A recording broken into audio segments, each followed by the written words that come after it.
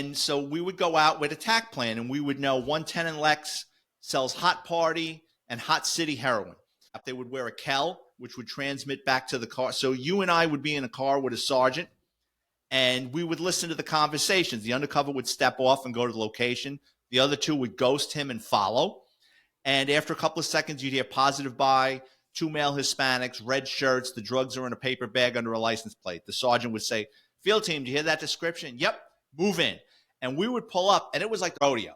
Because back then, a corner like 110 and Lex had 100 people. So we're looking for 2 male Hispanics in red shirts, and here's a female in a green shirt throws a bag in the air with heroin. So we grab her. There goes the guy with the red shirt. Grab him.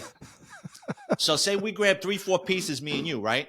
We take a manila envelope. I write subject number 1, red shirt, all his drugs, everything goes in the envelope, right? We cuff him up. We call for the P van, the prisoner van. A van pulls up. We take those 3 pieces, put them in a van, move to the next set. And once that van is filled, 10, 15 bodies, then you go to the precinct and then you mass produce. Then your field team is doing the strip search and going through their pockets. You're upstairs with what you recovered. The undercover's typing his buy report. It was mass arrest processing. And I said, this is a recipe for disaster. There's just too many moving parts with too many people that I don't really know all that well. Did I ever see anything go wrong? I didn't. But I just didn't want to put myself in that predicament. It's redundant. It's the same thing over and over. The only experience I ever had with NYPD up there was working on the drug task force. And those guys were, they were permanently assigned over to work with DEA, and Bureau was in there, and IRS guys and ATF. But good, good people, but nothing like the street level stuff you were doing there. Did you ever have any experience working with the feds, especially with the Drug Enforcement Administration, DEA? I have, and we did a lot of joint cases with different federal units, but I had a question for you, and I was a bit player on this case. Guy sat next to me in my office had a case. This is right after 9/11, so probably less than a year after 9/11. And he had this case. We had these guys from Venezuela, and they were cloning cars. So in the old days, you would steal a car, you would buy a salvage one just like it, and you would take all the VIN numbers off the salvage car or wreck, and you would put it on the stolen car, and you would register it and title it. There's much more to it, but that's the old days. It cost a little bit of money. Cloning is, I live in Florida, and I got a cousin in San Diego, California. I call my cousin up, and I say, do me a favor. Take a photo of a VIN in San Diego, California, of a 2020 5 Series BMW, and I give him the color and the options. My cousin takes a photo of that VIN of some guy while he's in a movie theater and sends it to me. Then what I do is I know a paper guy, and I create all the VIN stickers for that car. And I create a title for that car as well. Then what I do is I steal a 5 Series in the New York City area, and I mask it with that VIN kit that a paper guy created for me. Again, there's more to it. I'm skipping steps because I don't want to educate people on how to really do it, but cloning was a big thing. It probably still goes on. It's easier to catch, but it's easier for the bad guys to make money. So anyway, guy in my office has a case on a guy that's cloning cars. The DEA figures this out, and they get in touch with him and says, this guy is a multi-kilo trafficker. He's from Venezuela, and he knows guys in Mexico, and they're bringing it up through Mexico. So I was hearing things about the case. I wasn't involved in the case. And one day, his partner took the day off. My partner took the day off, and he goes, I got to go down to the DEA down in Lower Manhattan on the west side. He goes, you mind taking a ride? And I had never been there. I've driven by it. I know it's by Coyote Ugly. I said, okay, you know what? Yeah, this will be cool. So we get into that fortress of a building, and I'll never forget this. You've probably been in there or been in locations like this. It's not like Breaking Bad. I'm in this conference room. It's the largest conference room, one of the largest I've ever seen. And there's got to be 100 cubicles. And each cubicle, there's someone listening to a wiretap. And it's every language imaginable. Yeah. There's people speaking in Russian. There's people speaking in Turkish. There's Israelis. There's Spanish. I just couldn't believe the amount of people in the drug world in different dialects. And this just conference room, and there's civilian employees, which that I found hard to believe, monitoring these wiretaps. And I'm just like, I can't believe this is like something out of a James Bond movie. You know, when Bond goes in and goes in to see M or Q or whatever. Uh-huh. And I meet up with these agents and we're talking. And I'll never forget what one of the agents said. He said, he goes, in this large room, he goes, almost every conversation is the same. And I says, well, what do you mean? He goes, well, after 9/11, they closed the border. And it was next to impossible to get drugs into the country, which was driving up the price of narcotics in the United States because they were running out because we basically clamped down on the border. Right. And he said, everyone's complaining that they can't get their product into the United States, which I just absolutely found that fascinating. So anyway, this informant, so this guy with the cloning, they arrest him and he's going to be a CI. And he's giving up the stolen car aspect of it. He's giving up multi-kilos. But then what winds up happening is this CI turns up on another DEA wiretap, another agent's case, moving drugs. So he's supposed to be giving up this organization, yet he goes out on his own and starts another organization and winds up on the playing field of a guy in another state, right? So now they're like, now we're going to totally screw this guy when we're done with him. Oh, yeah. Well, the guy mysteriously, I'll never forget, the guy mysteriously vanishes off the face of the earth. Nobody can find him. Did he go back to Venezuela? Did the cartel get him? Did someone figure out what's going on with this? He just vanishes for 6 months. So you'll know this. They pull the feds and the NYPD for the United Nations General Assembly, or when high-level diplomats come to the United States, it's dignitary protection. Right. And they've got us in suits with the little pins in the ear, and we're watching the UN and all this stuff, right? Yeah. My buddy that's got the case, we're standing in front of the UN, and we're watching the cars come in, and we're stopping the car. You just don't drive into the UN parking lot. There's a series of checkpoints you have to get through before that car gets into that building. They got mirrors, they're going underneath it. They've got bomb-sniffing dogs going around the car. No one's getting into that building. This car rolls up for a bunch of guys from the diplomats from Venezuela. Guess who's sitting in the back seat? You're kidding. Nope. And my buddy starts yelling and screaming, and the guy is just my buddy can't believe the DEA informant sitting they've been looking for this guy for 6 months. He's with a bunch of diplomats in the backseat of a car going into the UN. The CI can't believe, what is this? I don't want to say the guy's name. What is he standing here doing in front of the UN? He's supposed to be an auto crime detective, right? And he's like, you better call whatever the agent's name was. And he's like, yeah. So that shows you the level of corruption with these countries. You've got Absolutely. a high-level trafficker involved in stolen cars and in 2 different DEA cases moving weight, and he's hanging out with diplomats. Yeah. Yeah, and he's double dipping on you guys. And then you look back and you think, well, maybe in the original case, he's taking out his competition, or he's taking those guys over and he's going to take over their market. You know, they all have different motivations, and that's one of the things you have to determine that. Well, you know this, but for our listeners, you have to determine what the motivation is for somebody to be an informant. Right. You know, are they working off of beef? Are they doing it for money? Did they find God? I mean, you know, what's the motivation there? I'm pretty sure that guy was taking out his competition so he could take over their market.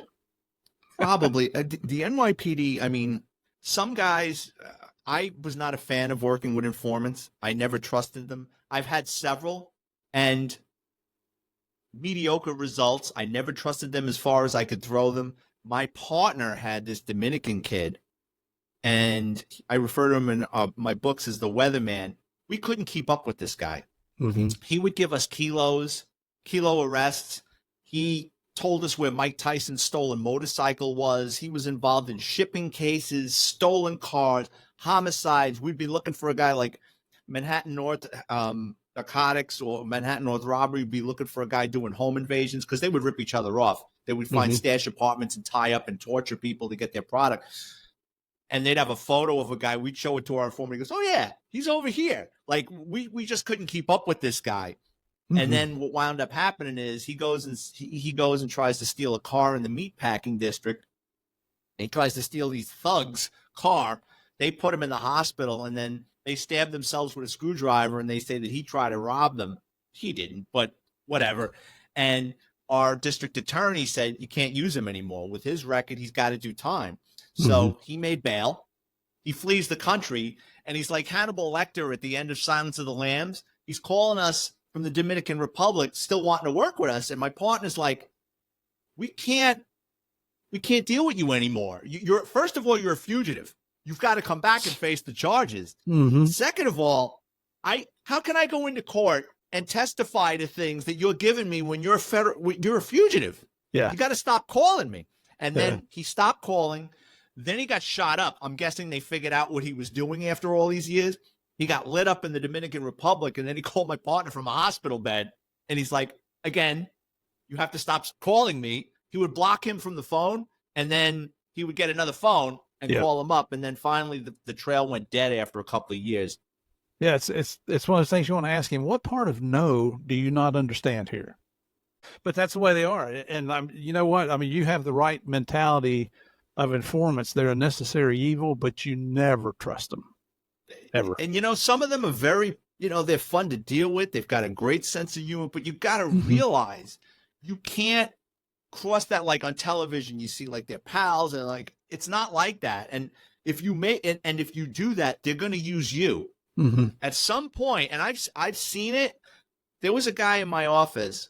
See, the NYPD creates this nonsense because towards the end of my career, they almost insisted that you had an informant, which that's like insisting you got to write tickets. It's a recipe for disaster because now you're looking for things that aren't there. And they would say to me, my lieutenant would call me in and go, you don't have any informants. I go, how are my numbers? Oh, they're good. How are my cases? Good. When I lock up a guy that's got information that I think he'll be fruitful and I can somewhat trust this guy, I'll sign him up. But I'm not just taking a guy. And informants are. Soon as they find out that they think they got a little bit of protection, they get themselves involved in things because now they think I'm a Fed or I'm an NYPD informant. Like they're calling you every 15 minutes. You know what I mean? Because they live a nefarious lifestyle, and then they're calling you all the time because it almost emboldens them to get involved in more. One time we get a phone call from me. I'm in auto crime, and one time we get a call from Major Case Narcotics, and they've got a high-level informant. And he tells them that he knows about a couple of his civilian employees in the Harlem Department of Motor Vehicles that are pumping out driver's licenses. So basically, if you want to get a good driver's license under a different name, you meet up with this middleman who will take you to DMV. He's going to point to the employee behind the counter. She's going to see you. You're going to go up there and say, I want to be Stephen Murphy. Okay. She's going to circle the paperwork that you provided, a birth certificate, a utility bill. You're not showing them anything. You're just handing them a folder full of blank paper, and she's circling everything. Now you go and take the permit. Now you take the driving test. Now I'm Stephen Murphy. I've got a good New York State driver's license with bogus information on it. So I'll never forget. It's pouring rain. We meet him up in Washington Heights. He gets in the car, and he's telling us, and we said, all right, we got an undercover. Can you introduce, if we introduce you to our undercover, can you walk him into DMV? He goes, yeah, no problem. We said, okay. So we let him out of so we go, where do you want us to drop you off? And he goes, right under the train on 218th Street and Broadway in Washington Heights, or Inwood section of Manhattan. Pouring rain. He goes, no, this is good. Throws on the hoodie and vanishes into the night. So it's me and my sergeant in the back seat. You got we've got a sergeant and a detective from Major Case. And we're thanking him. We're like, thank you for letting us use the CI. We're not going to abuse it. If you want to come along, just working things out. A couple of seconds later, the detective in the front seat's phone is ringing. And he says, yeah? No, I don't see him. And all of a sudden, a guy walks past our car in the pouring rain with a hoodie on. He looked like a delivery guy. He was holding a shopping bag like Chinese food, and he walks past us. He goes, that guy? You're kidding me. Okay. Hangs up the phone. He goes, would you guys mind helping us with something? I said, sure. What's up? He goes, that was the CI. The kid that just walked past us isn't a delivery guy. He's a courier. He's going to the Pathmark parking lot on 204th Street. He's going to drop off. Wait, we're going to rip him. Okay. So we follow this guy. He's walking in the pouring rain with a hoodie, walks into the Pathmark parking lot, walks up to a Honda Accord, opens the back seat, and just climbs in. He's not in the back seat of that Honda Accord. 30 seconds, he gets out. So we go, what do you want to do? He goes, we'll ID that kid later. Let him step off the set because he passed our CI. We don't want the CI now grabbing him, and he's going to say, the last guy I saw was the CI.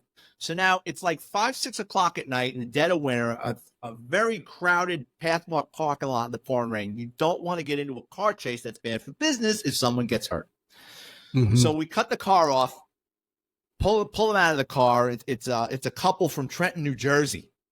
And it was like, I forget, it was like a key or a kilo and a half. And then the major case guys are looking at each other. And we go, what's wrong? Goes, well, our supervisor only wants us to do 5 kilos and above. You guys want to take this arrest? So I look at my sergeant, and my sergeant goes, our lieutenant doesn't want us getting involved because I broke up a cockfight ring, which is another story. He goes, just broke up a cockfight ring, and our lieutenant went wild. He goes, so we got to stick to auto crime. So they wound up taking the arrest. But that was the thing with informants. You never knew where they were going to put you in or get involved with. Right. That's one thing I definitely do not miss. You know, and just like you said, they feel empowered, and then as soon as they get in trouble, hey, I'm working for Vic, and they will dime you out in the heartbeat. Throw your name around like it's your brother-in-law. Yeah. So one of those necessary evils, as we said. Hey, I wanted to ask you too about a story I read about in your book about going to a public bathroom when you're on your way to court. Can you fill us in on that a little bit? Oh God. Yeah, it's early 90s. My partner and I, it's towards the end of our tour. We're circling the precinct like buzzards waiting to go in. And we had this series of gypsy cabs getting robbed. Mm-hmm. Gypsy cab is an unmarked 4-door car that usually an illegal alien drives and picks up fares. It's called a dollar cab. They'll buzz bus stops and train stations. And for a couple of bucks, they'll take you to your next destination. But again, they're usually unlicensed and uninsured vehicles. A lot of times they're stolen cars. So anyway, this gypsy cab passes. I see 3 young guys in the back seat, and one is sitting in the front seat, like with his face next to the driver. And I told my partner, I go, I think that gypsy cab's getting robbed. Let's follow him. I'm in a marked radio car. We're on this cab's ass. The next thing you know, the cab starts blowing lights. What we didn't know was the guys in the back seat told the driver, go, we'll kill you. What was it that alerted you that you thought it might be getting robbed? What'd you see? One of the guys was sitting with his head right next to the driver's ear. He was like kind of hunched over. Yep. So I thought he had a gun in his side. I just saw his head. If you're in a cab, you're sitting in the back. You're not on top of the guy. So they start burning lights. We pull them over. There's 3 amigos in the back seat of the cab. They got a shopping bag with 4 keys, and they're passing it around like a hot potato. I don't want it. Bag rips. There's 4 keys. Take them out, put them on the hood of the car, lock them up, bring them into the station house. I'm on top of the world. Here I am with less 5 years on the job. I hit the kilo ferry in uniform, and I'm parading around with the kilos like won the Stanley Cup. Guys are coming over, taking photos with me. You're going to narcotics. Everybody's blowing smoke up my ass. I'm taking photos, shaking hands, running for office. So in the NYPD, I don't know how it is now, right after you make an arrest, you have to go down to court and file an accusatory instrument. You got to write up an affidavit with a district attorney. Mm-hmm. So my 2 lieutenants in my office put that coke in a box. They wrapped it up. They took it directly to the lab. I go down to court. So I had a little bit of time across the street when the courthouse is in a rough neighborhood, and after 5 o'clock, there's nothing open. There was this diner, but it was awful. But they had just opened a food court across the street, like a little shopping center about a month before. I says, oh, you know what? Let me try that place. So I'm in uniform.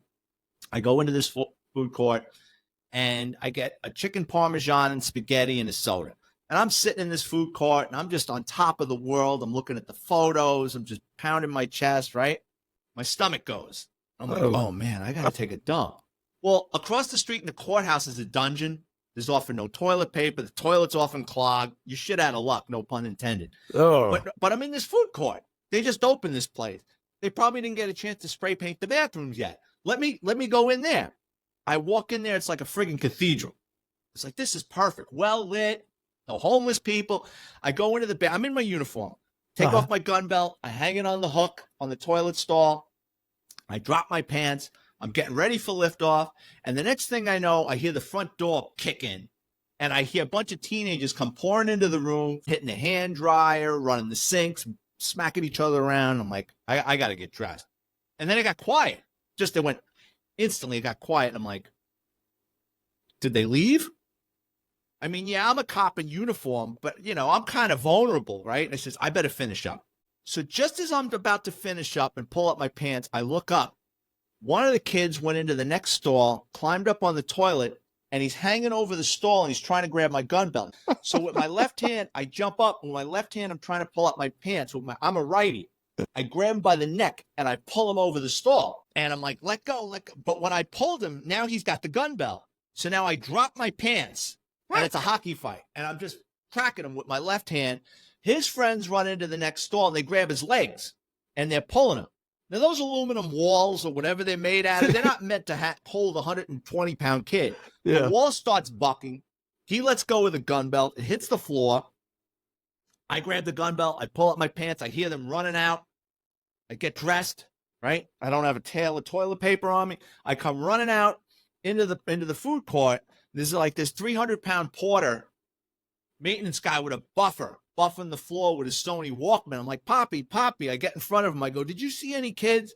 He looks at me and he burps. He goes, so like I got the radio in my hand. Do I call it 1013, which means officer needs assistance? I'll get the cavalry there like that. But then what do I tell them? Yeah. I'll be the laughing stock of the Bronx, like especially in the courthouse. And I'd never be able to go to court.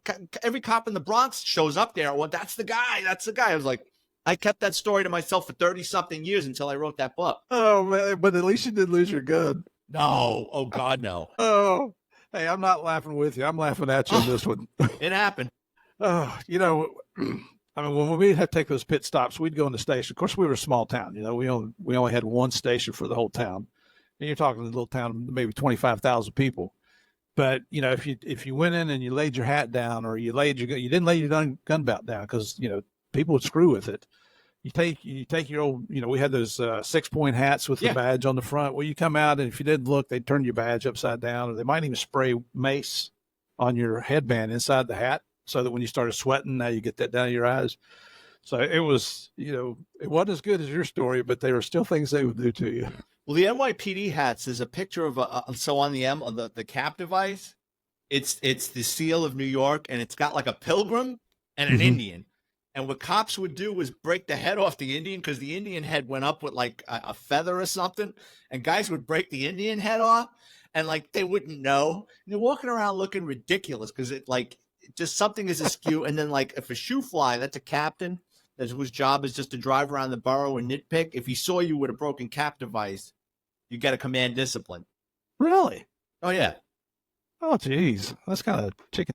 Welcome to the NYPD. The whole thing is chicken. Yeah. What's that got to do with law enforcement, right? There are so many units. I love when they say, well, you know, the NYPD has more units to monitor the police. Mm. You have internal affairs. You have inspections. You have OCCB inspections. You have borough inspections. You have shoe flies. I mean, there's just every precinct or specialized unit has what's called an integrity control officer, which is a lieutenant whose job is to monitor corruption at the unit or precinct level. So wow, that's why, like in an NYPD, it's especially nowadays, it's difficult to have more than 2 guys running around doing outrageous. Can it happen? Yes. But it's going to come to light sooner than later. It's usually the lone wolf or 1 or 2 guys that are doing something that they shouldn't. Yeah. Yeah. So how much time did you spend in the Auto Theft Bureau? 10 years. Was that the longest unit you were assigned to? Oh, yeah. I always wanted to work there. It's funny. Early in my career, there's an auto crime school where they have a couple of useless detectives teach the school. And it's probably like this to this day. It's those who can't teach, as I found out once I got to the auto crime division. So I go to this school, and it was interesting, but I already knew about VIN numbers and tag jobs. And, you know, I was there with guys, federal agents and guys that want to know about it. It's good if you don't really know much about auto theft or why cars are stolen, and they show a lot of really cool videos and stuff and go through cases. And I'll never forget, naive me. I'm sitting in that classroom, and towards the end of the class, one of the detectives goes, "Is anybody here from the NYPD that would like to work here?" And like a moron, I threw my hand up. "Oh, stand up." He goes, "Officer," he goes, "do you have any family on the job above the rank of inspector?" I said, "No." He goes, "Have a seat. You're never going to work here." A couple of years later, I was in there. Throwing down a challenge. What's the deal with that? Why did you have to be connected to get that position? NYPD, the specialized unit. You're not going to get into a specialized unit unless A, you really at the top of what you're doing And even then, you need a phone call or you're politically connected. I mean, the auto crime division, we had some really top flight detectives in there, but there were also a lot of guys. Again, they mowed the lawn for a chief. Yeah. Their mother was a councilwoman or was friends with a councilwoman that made a phone call. All the specialized units, you know, and the smaller the unit and the more prestigious, the more difficult it is to get in and the more phone calls it is to get in. You're not going to work. So I'll give you a couple of specialized units that you're not getting in there with it. So we call it a hook to get into a specialized unit. Yeah. These units, you need a crane to get in there. We call it a crane to get in. So the mayor's detail, guarding the mayor, shuttling the mayor around town, guarding his family. I wouldn't want to do it because I would find it boring. But those guys and girls, they get promoted. Before you get out of there, you're going to get promoted to first and second grade detective. And basically, you were a chauffeur for 4 or 5 years. Yeah. Which You were qualifies you for dignitary nothing. protection. You weren't Nothing doing to any do. investigative work. But on top of that, you're meeting people. You're networking. So if the mayor's best friend is a guy that owns a Fortune 500 company and you're dealing with him all the time, guess whose bodyguard you're going to be when you retire? Or guess you're going to be running security for somebody when you retire. So those units pay off in the afterlife. Right. Understood. And that's, you know, that's one thing that most cops will plan for, but some don't, is life after PD, you know, life after DEA, whatever it is. And you see these guys, they go out, they don't have a plan. They have nothing to do. They think that, well, you know, it's time to start drinking and let's just die. So when people call me that are getting close to retire and ask for advice, you know, get you something lined up there. It's, yeah, I've been retired coming up on 11 years now. And I'm busier now than I was, I think, when I was on the job. But I'm not complaining because I love it. I mean, more guys, I don't know how your job is, but more guys from my job get into trouble after they retire. And alcohol is a big part of it because you go from going 100 miles an hour to now the music stops playing. And now you got to find your place in life. You got to assimilate back into civilian life. And a lot of guys and women, like they just, it's weird. They feel betrayed or they're just, it's like they got dropped off in another country and they don't really know what to do with themselves. And they drink too much and they'll rack up DUIs or domestic violence because they really don't know what to do with themselves. They were so structured for all that. It's like being released from prison and not knowing how to fit into society. It's kind of the same thing. Exactly. It's, you know, I mean, we all think we're all type A's pretty much. And we think that if I leave the department, it'll shut down. It never does shut down. It's true. We're all replaceable. We're all expendable.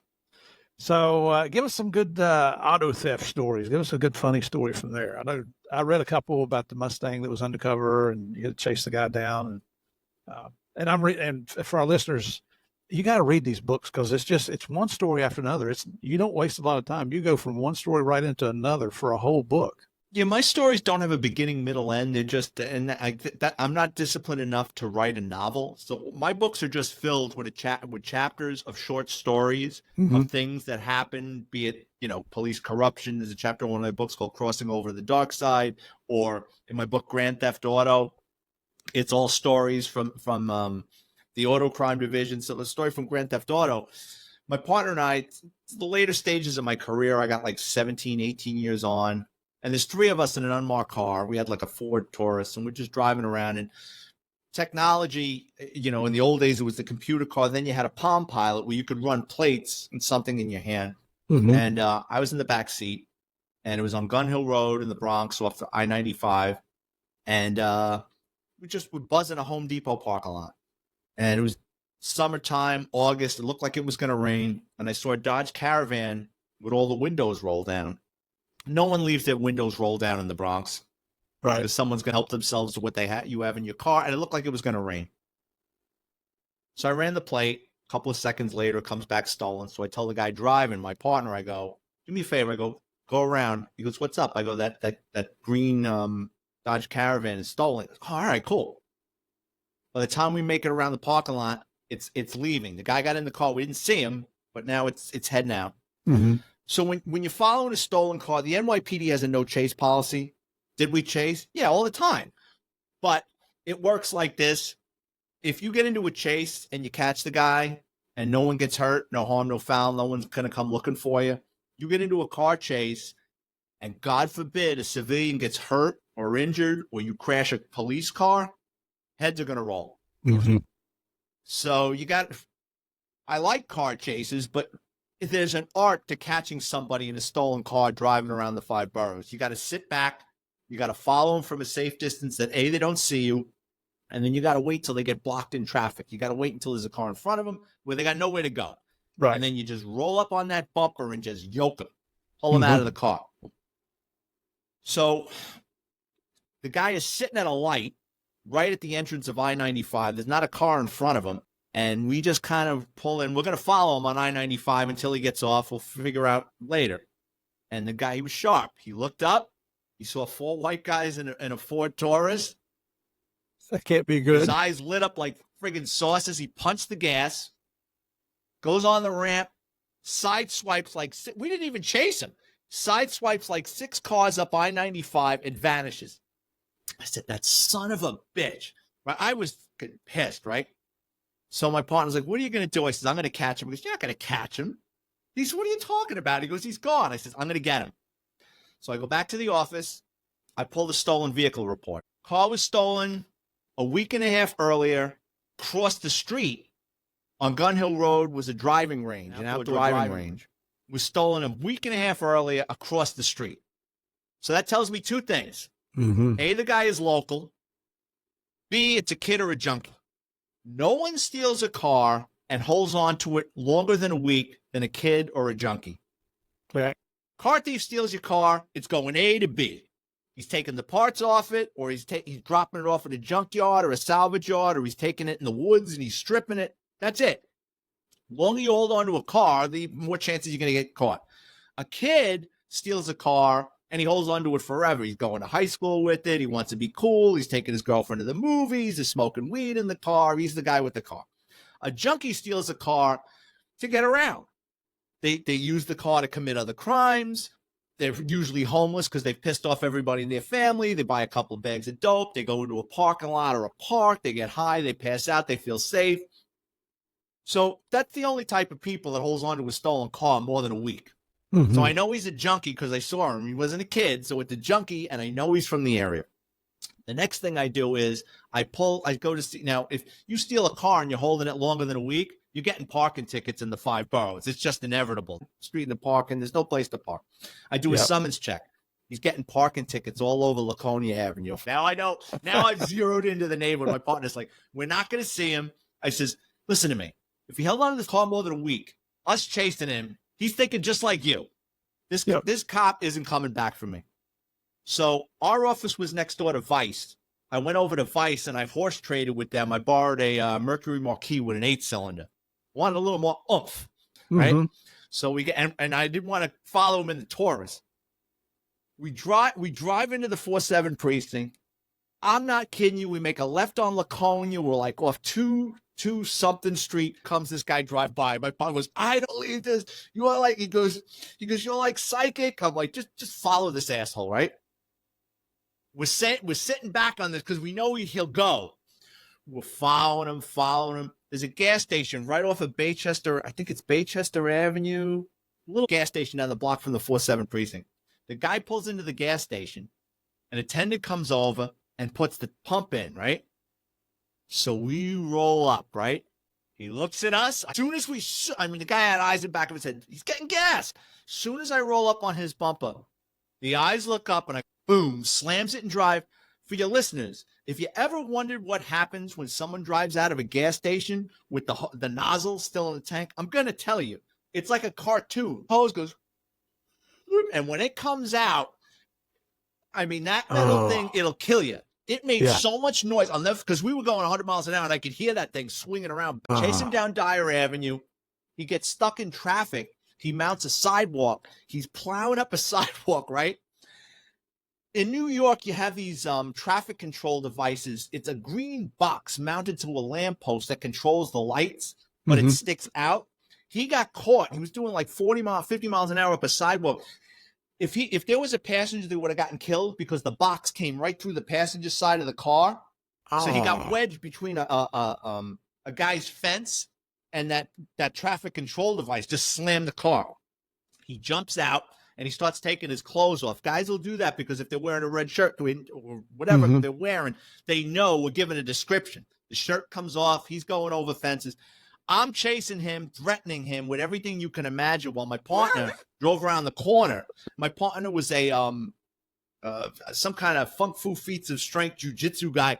As I'm chasing this guy, he's looking back at me. He doesn't see my partner coming, who blindsides him, knocks him on the floor, right? We cuff him up, and I'm just cursing at the guy. And I go, "You son of a bitch.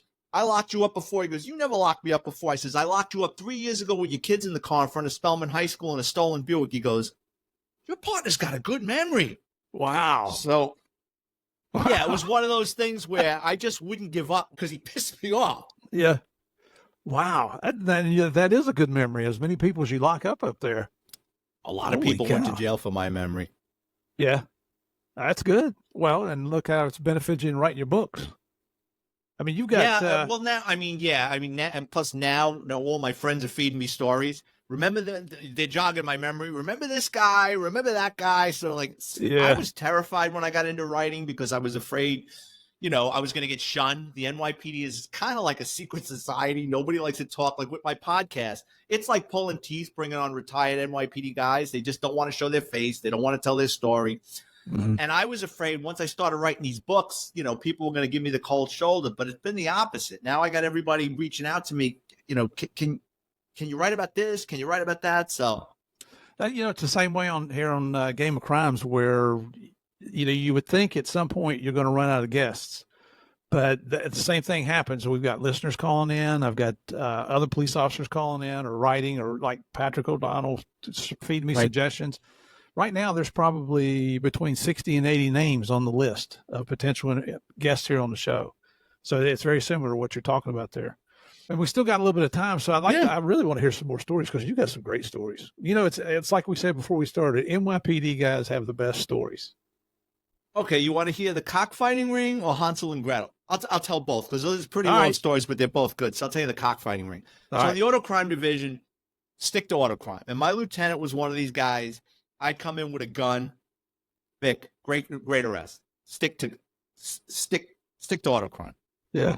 One day I walk into a bodega to grab a soda in the 4-0, and it's supposed to be making sandwiches and sodas and Pampers and overpriced stuff. I walk into this bogey, I got a soda in my hand, and there's leaf tables, and I see gambling work, the slips from the betting, the illegal number.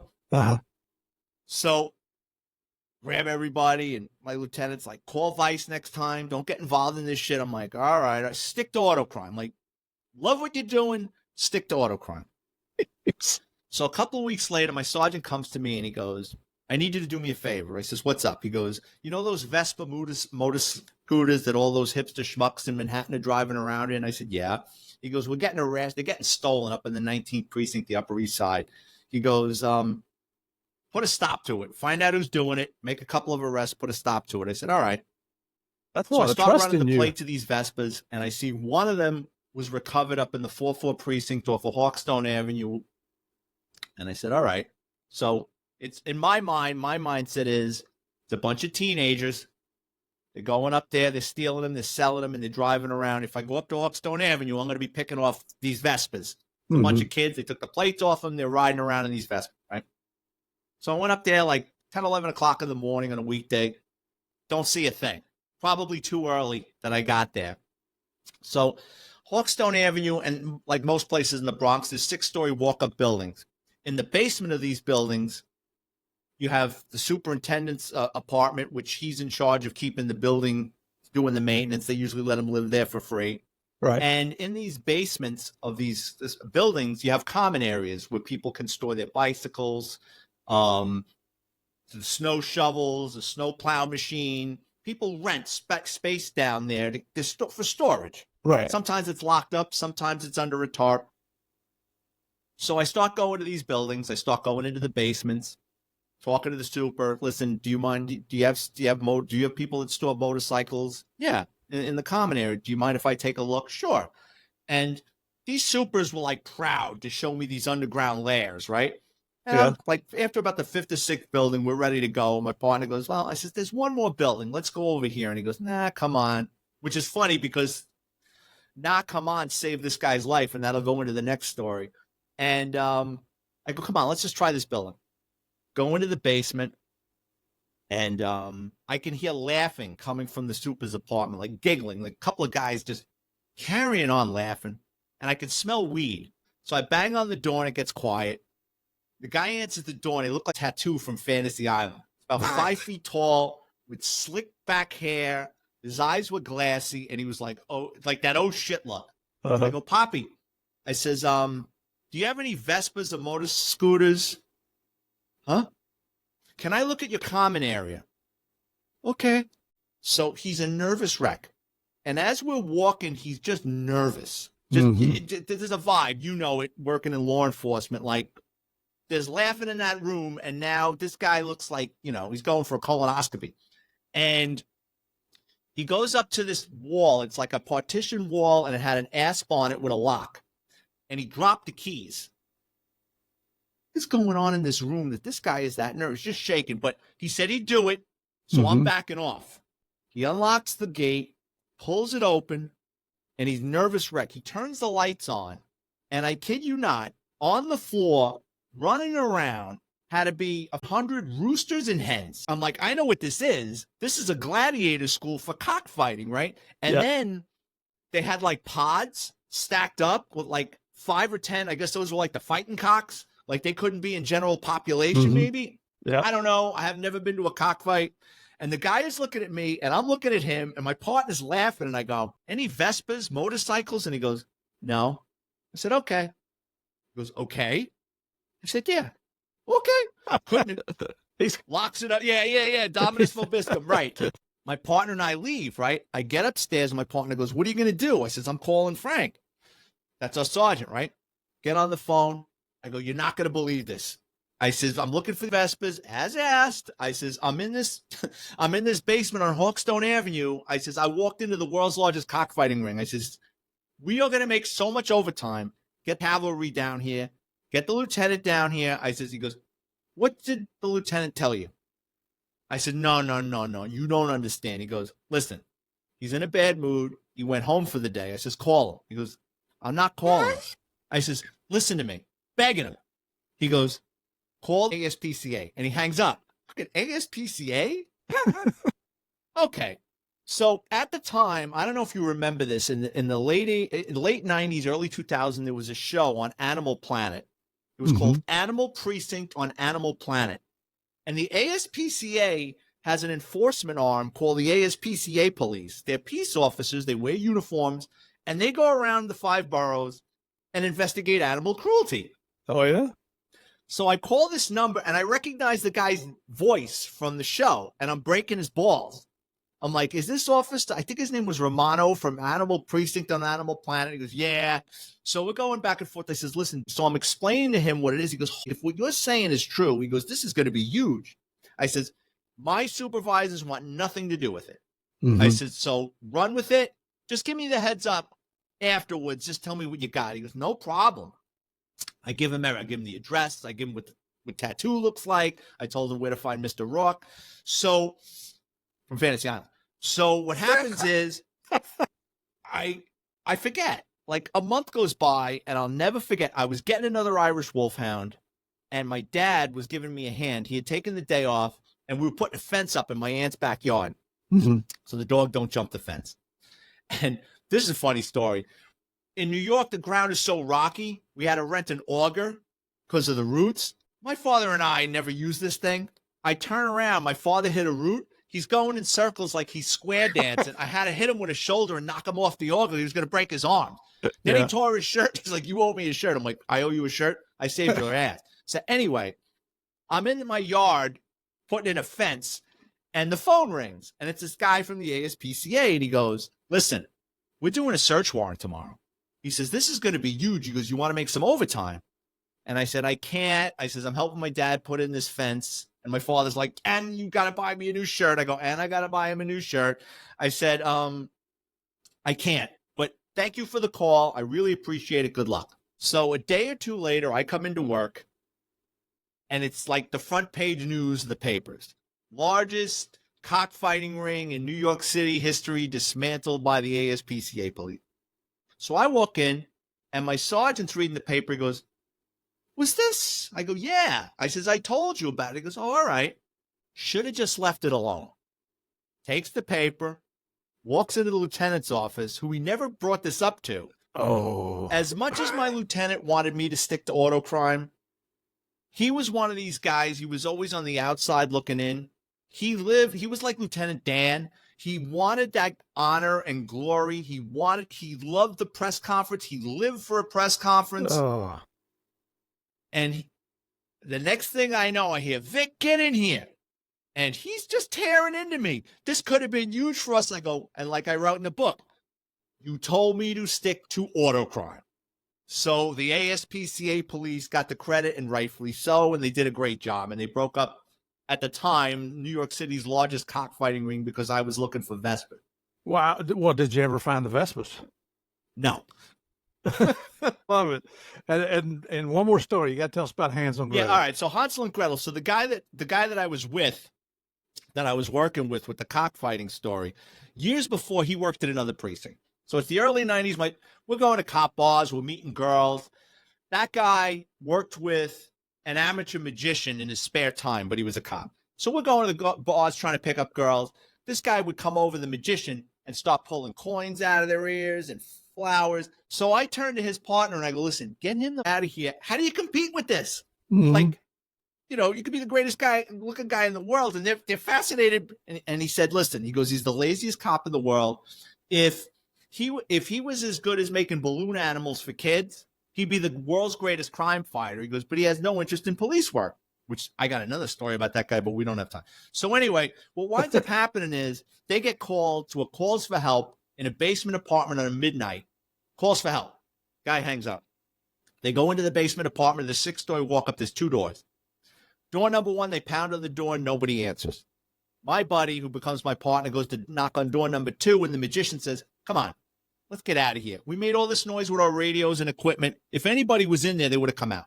My buddy goes to hit the door again. He goes, "I'll buy you a cup of coffee." Cops are cheap. Free coffee. They leave. Cheap and What easy. they don't know is behind door number 2, the super of the building is a cokehead. He's selling coke out of the apartment. He falls behind in his payments to his wholesalers, and he knows he's got a problem. He knows they're going to come for him. So he's not leaving the apartment. So these guys come up with a plan. They bring it's a gypsy trick. They bring an attractive female. They show up one night, knock on the door. The guy looks out the window. He sees this hot woman. He figures she's a junkie. He's going to he's going to sell some coke. He opens the door. The 3 of them bum rush him. They start pistol whipping him. "Where's the money? Where's the drugs?" He don't have the answers. They shoot him in the head a couple of times, roll him up in a carpet, and take him out of the apartment. They go to the furnace of the building, and they throw him in. So while he's going up like a Puerto Rican fire log, they go back into the apartment, and they're ransacking it. That's when my old partner and the magician are outside. They're in the apartment, and they tell the female, who's in on this, of course, "Listen, if cops knock on the door, let them in. It's a railroad apartment, which means it goes straight back with doors off to the sides. You lead them in and start yelling in Yugoslavian and point to the kitchen. When you get past the threshold of this bedroom, throw yourself on the floor. We're going to come behind. We're going to kill them. We're going to shoot them in the head. We'll take them. They got to commit now. They've already got one dead guy. We're going to kill the 2 cops, and we're going to throw them in the furnace." They never knock on the door, and they leave. So what winds up happening is the super's got family. Where is he? So detectives from the precinct get involved, and they see there's a 911 call to the apartment. They call my partner and the magician in. "Did you notice anything?" And no, we knocked on this door. We didn't knock on that door. But the funny thing is, my buddy says, when I was leaving, there was a car parked in a fire hydrant, and I wrote it a parking ticket. That was the getaway car. Registered to the female. They bring her in. She gives the whole thing up, of course, trying to minimize her involvement, but in for a penny, in for a pound. They lock up the 2 hitmen, lock everybody up.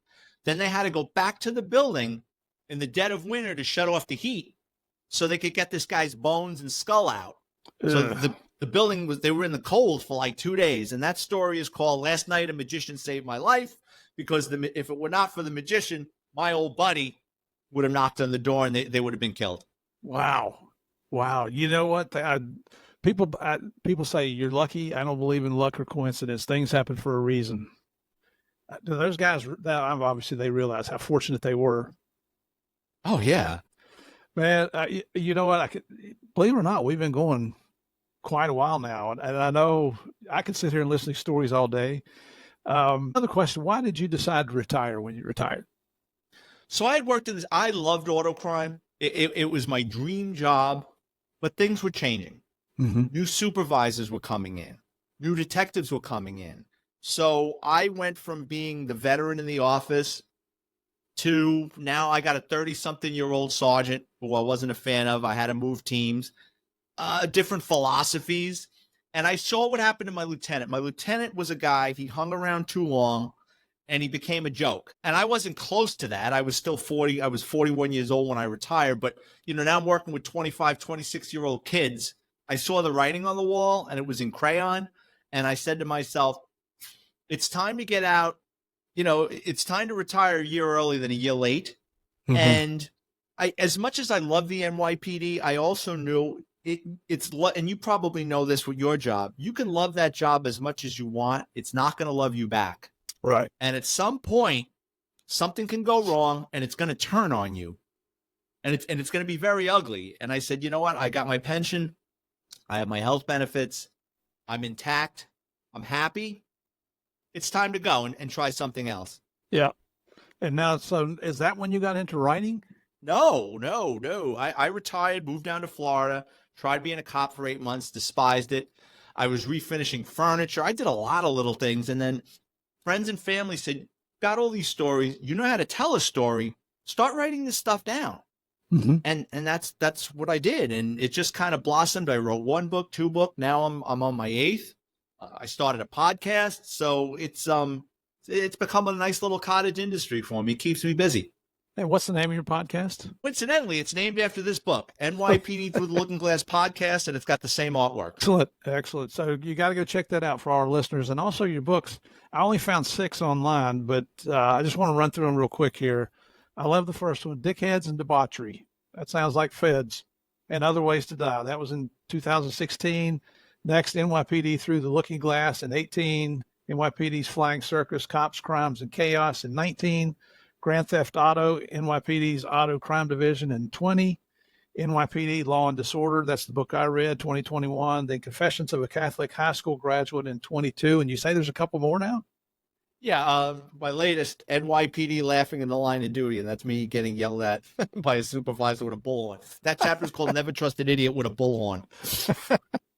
I love it. I highly encourage everybody to go check out your books. I found them on Amazon, and I also saw online that you can get them just about any place that sells books, right?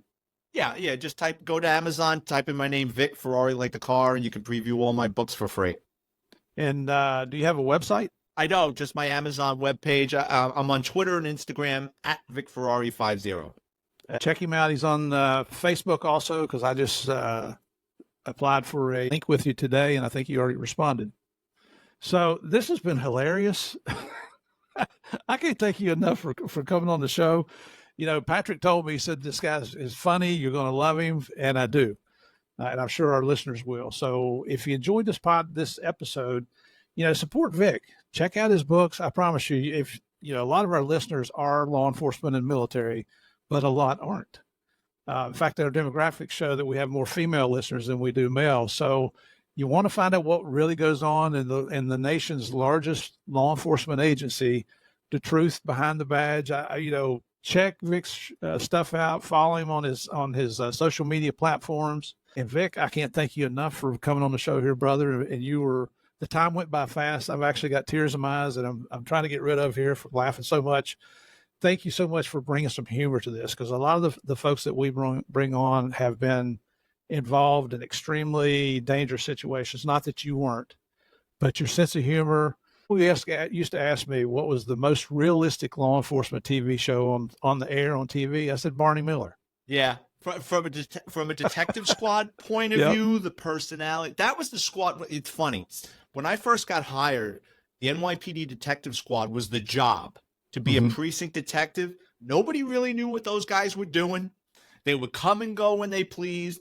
And it was a great job until Comstat killed that. But that we could do that Oh, on yeah. another episode. I can go into Yeah. Comstat and the Lord of the Flies and the abuse sessions and All right. So, Vic, if you'll stick around, and thank you again, Sure. brother. It's an honor to have you on here. For all our listeners, please stand by for the debrief.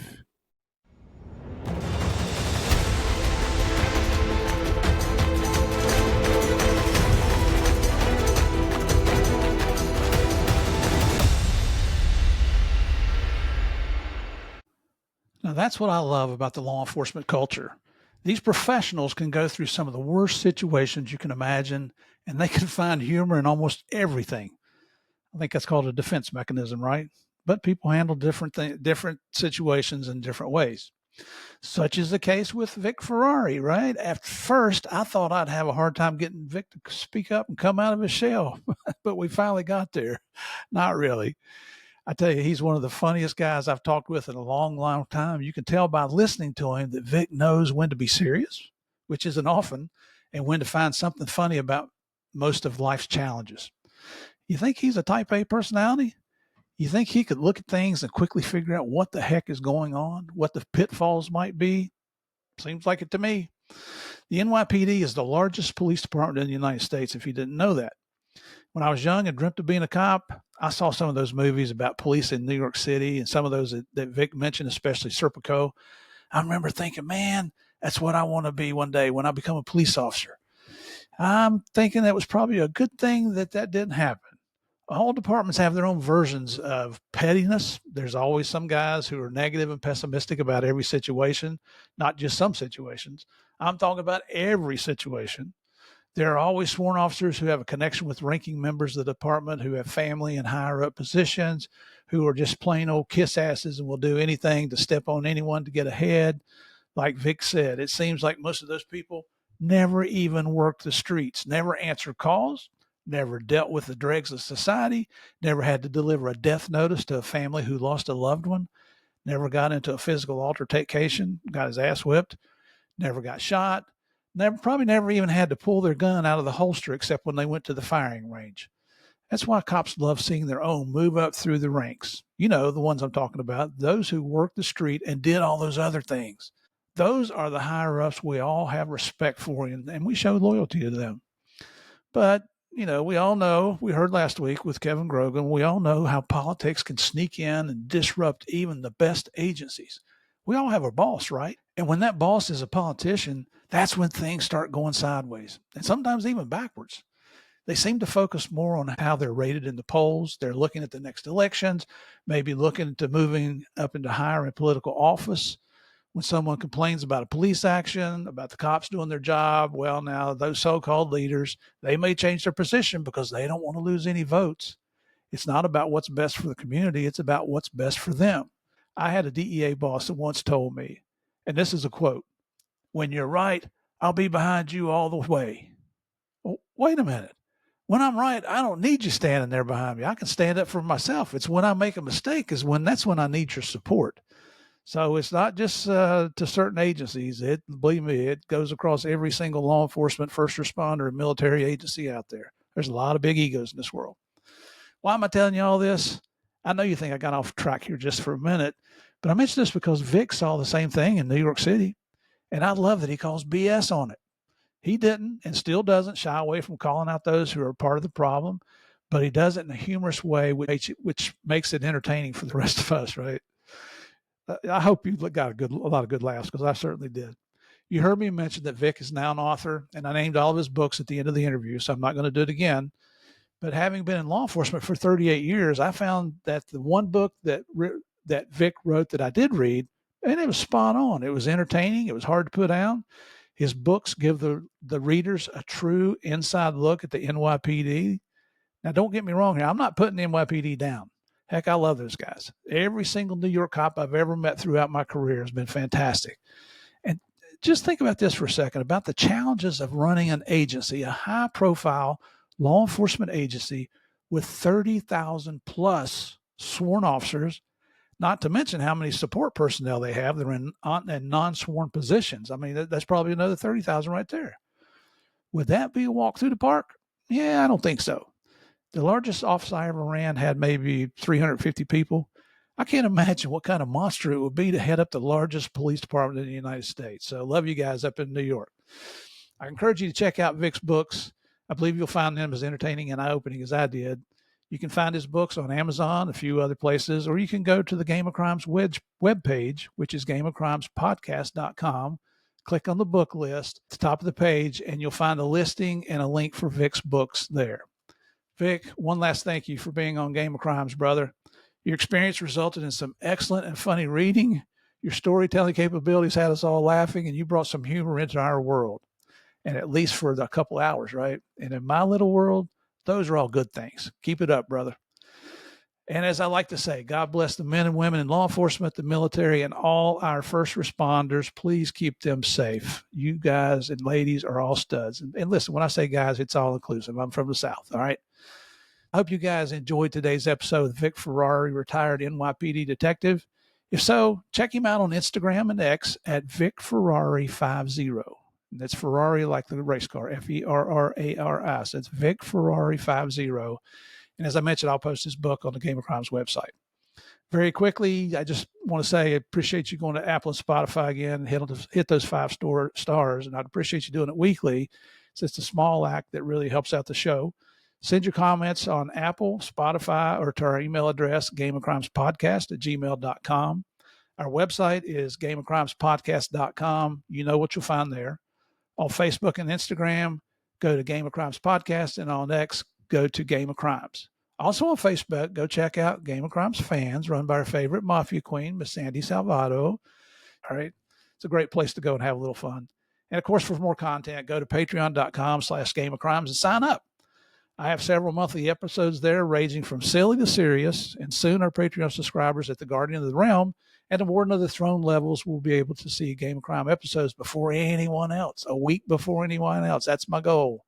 Again, that's patreon.com/Game of Crimes. Also, tell your friends about Game of Crimes. Ask them to download the show and give me a listen. The best advertising and marketing in the podcast world, and this is all seriousness, is word of mouth. Your efforts they're more effective than mine, so I appreciate you helping me spread the word about the best weekly true crime podcast available. Thank you guys, as always, once again, for continuing to support the Game of Crimes. Remember, we can have different ideas and different opinions, but that doesn't mean we cannot continue to be friends. Finally, thanks for joining me to play the biggest, the baddest, the most dangerous game of all, the Game of Crimes. I'll see y'all next week.